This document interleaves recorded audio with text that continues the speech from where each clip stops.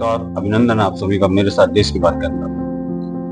आज जो high court के जज हैं या सुप्रीम कोर्ट के जो जज, इनको आपके टैक्स के पैसे से कितनी अय्याशी मिलती है, आज इस चीज का पूरा हम लोग एनालिसिस करते हैं। एक जज को लगभग 8 घरेलू नौकर मिलते हैं, मतलब इनको पर्सनल सर्वेंट दिए जाते हैं 8। वो घर के सभी काम करने के लिए होते हैं। घर जो कम से कम 4 बड़े कमरों वाला होता है उसके लिए दिए जाते हैं, और ये इतना बड़ा घर साहब को बिल्कुल फ्री में दिया जाता है रहने के लिए, जिसके हर एक कमरे के अंदर, और अगर जज साहब चाहें तो टॉयलेट में भी एसी लगे हुए होते हैं, और जिनका बिल साहब को कभी चुकाना ही नहीं पड़ता, क्योंकि पूरा सब कुछ सरकार वहन करती है और ये आपके पैसे से पे किया जाता पूरा बिल। और ये जो एसी लगे हुए हैं इनके घरों के अंदर में, ये हर साल बदले जाते हैं, और वो भी बिल्कुल फ्री में। जज साहब ने अपनी जेब से एक पैसा नहीं देता, वो दिया जाता है, और ये बिल्कुल उसी तरह से बदले जाते हैं जैसे साहब का जो मोबाइल है, जो मार्केट में उपलब्ध सबसे महंगा मोबाइल होता है, और लैपटॉप भी साहब का हर साल बदला जाता है जब भी साहब चाहें, अदरवाइज साल के अंदर तो बदला जाता है। और ये सारे जितने भी पुराने एसी हैं, लैपटॉप हैं, मोबाइल हैं, ये साहब को जमा नहीं करवाने पड़ते, वो उनके बच्चों या रिश्तेदारों को काम आते हैं। सारी चीजें के भी पुरानी, ये आप ले जाइए, हमारे पास नहीं आ गई। और ये सारा का सारा आम पब्लिक के टैक्स के पैसे के द्वारा किया जाता है।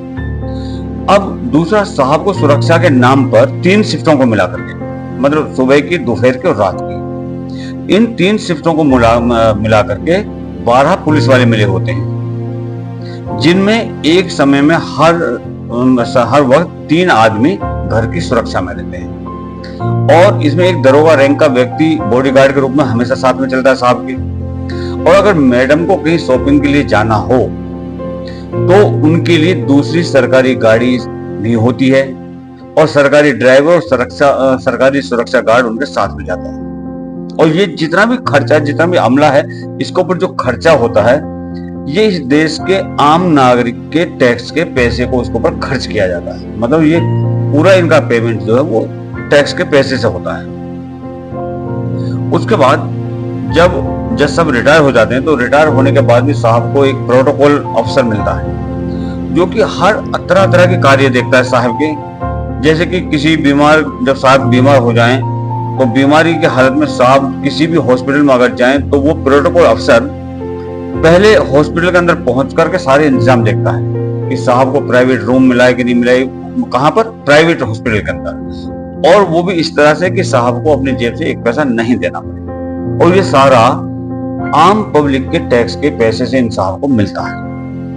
अब देश में अगर साहब को कहीं जाना पड़े, कहीं पर, तो वहां पर साहब को फ्री एयर टिकट होता है और फ्री ट्रेन टिकट होता है, और वो भी फर्स्ट क्लास एसी का, पत्नी और परिवार के साथ में, अकेले नहीं, पत्नी और परिवार के साथ में। और जहां जाएं, और साहब जहां जाएं वहां फ्री ए ग्रेड की रहने की फैसिलिटी भी होती है, और ये सारा आम पब्लिक के टैक्स के पैसे से होता है। दूसरा, कहीं भी प्राइवेट आने जाने पर, कहीं किसी पार्टी में जा रहे हैं, या किसी अपने रिश्तेदार के यहाँ मिलने जा रहे हैं, या कहीं भी प्राइवेटली घूमने जा रहे हैं, तो इनोवा जैसी गाड़ी और ऐसी न जाने कितनी सुविधाएं साहब को फ्री में दी जाती है। फ्री में मतलब ये आम आदमी के टैक्स के पैसे के द्वारा उनका पेमेंट होता है।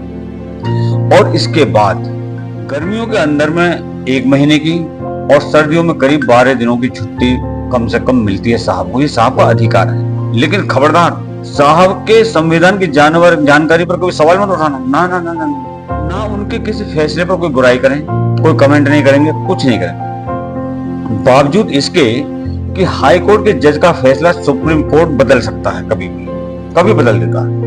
और सुप्रीम कोर्ट की सिंगल जज वाली जो बेंच होती है, उसका फैसला 3 या 5 जज वाली जो बेंच होती है वो बदल देती है। अब एक बात समझ में नहीं आती कि इन सबके पास संविधान की एक ही कॉपी है, या सबके पास में अलग अलग है, जो कि ये एक दूसरे के फैसले को गलत ठहरा देते हैं। अगर ऐसा है, मान लिया कि हाई कोर्ट ने डिस्ट्रिक्ट कोर्ट को उनके फैसले को गलत ठहरा दिया, और सुप्रीम कोर्ट ने हाई कोर्ट के फैसले को गलत ठहरा दिया, और एक सिंगल बेंच के जज के फैसले को 5 जज वाले बेंच ने गलत ठहरा दिया। तो अगर ये गलत हैं तो फिर इन जजों को सजा क्यों नहीं होती?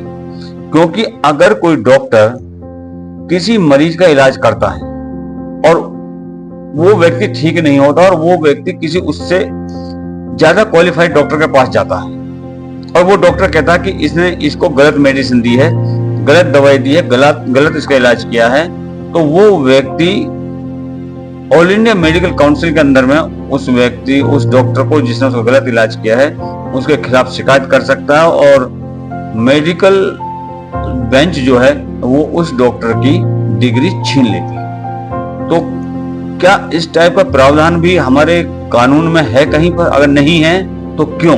ये सवाल उठना लाजमी है। और सबसे बड़ी बात यह है कि अगले जज को चुनने का अधिकार, मतलब कोई भी जो हाई कोर्ट का चीफ जस्टिस है या सुप्रीम कोर्ट का चीफ जस्टिस है, उसको चुनने का अधिकार भी ये साहब लोग अपने पास में ही रखते हैं, गवर्नमेंट के पास में नहीं होता। क्योंकि ये एक वक्त में गवर्नमेंट से इन्होंने लिया था और उस गवर्नमेंट ने इनको दिया भी था, जिसकी वजह से उसका कारण क्या है, क्यों दिया गया या इन्होंने क्यों लिया?